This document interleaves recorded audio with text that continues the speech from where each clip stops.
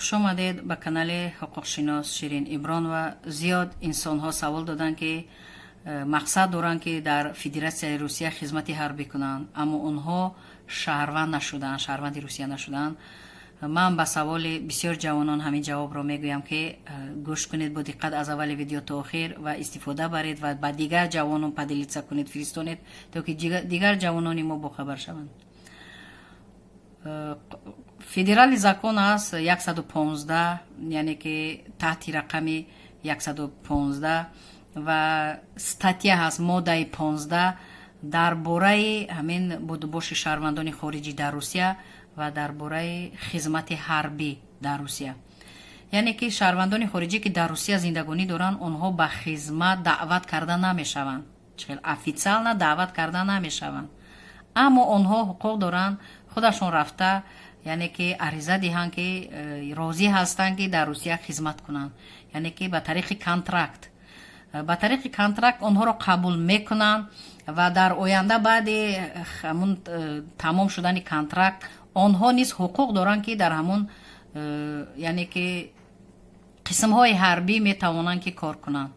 حقوق دارن، اگر خواهش داشته باشن باز عریضه پیشنهاد میکنن و کار میکنن. برای همین به سوال های زیاد شما جواب دادم و نفرانی که اگر در اساس کانترکت خدمت کنید و بعد کانترکت نیز حقوق دارید کار کنید و در ساحه همین حربی و بعد کار کردن امکانیت دارید که آهسته آهسته مثلا حجت سپارید، РВП سپارید، بعد вид на жительство سپارید، بعد гражданство گیرید.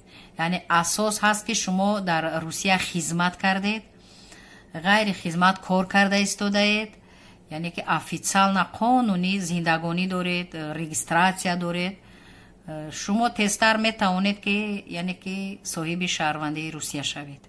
چون این کادرها، چون این جوانان تستر آنها قبول کرده میشوند و حجت های آنها رو به نظر میگیرن که آنها در اساس کانترکت هم باشن خدمت کردن و کار کرده ایستادن در ساحه همین حربی و میتوانند که آنها شهروند روسیه شوند و در آینده باز در همون کارهای حربی کار خود را ادامه دهند. و در روسیه قانون است که وقتی کارمندان حربی و وزارت کارهای داخله یعنی مقامات حفظ حقوق مدت 6 سال تا 10 سال صاحب خانه به پول میشوند، یعنی رایگان و آنها جای زیستی به پول میدهند از طرف دولت. برای همین زیاد هموطنان ما اینجا یعنی خدمت کردن، عین حال کار دارن، بعضیشون نفقه برآمدن از طرف دولت، صاحب خانه شدن و زندگانی دارن و حتی نفقه خوب هم گرفته ایستادن. با سوال زیادی شما من جواب دادم. مرحمت سوال ها باشد در کامنتاری ها نویسید و تلفن من رو، رقم تلفن من رو از همین کانال یافتید. بسیاری شما زنگ نزنید، فقط сообщение نویسید، или голосовой روان کنید، پیامک ها روان کنید، сообщение نویسید. من زنگ های تلفنی قبول نمیکنم. با دیگران ویدیو رو فرستونید تا که دیگر جوانان ما سوال های زیاد میدهند، آنها نیز آگاه شوند. کلاس لایک رو گذارید، ویدیو پخش شود و دیگران نیز استفاده برند. در امان خداوند باشید.